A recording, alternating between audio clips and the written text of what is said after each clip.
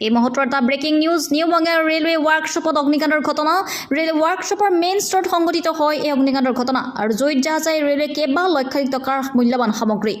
জুইৰ কাৰণ এতিয়ালৈকে জানি পৰা হোৱা নাই পৰমা জনাইছে এই মুহূৰ্তৰ breaking news new Bongaigaon railway ৱৰ্কশ্বপত অগ্নিকাণ্ডৰ ঘটনা ৰেলৱে ৱৰ্কশ্বপৰ মেইন ষ্টৰত সংঘটিত হয় এই অগ্নিকাণ্ডৰ ঘটনা আৰু জুইত যাহ যায় ৰেলৱেৰ কেইবা লক্ষাধিক টকাৰ মূল্যৱান সামগ্ৰী আৰু এতিয়ালৈকে অগ্নিকাণ্ডৰ কাৰণ জানিব পৰা হোৱা নাই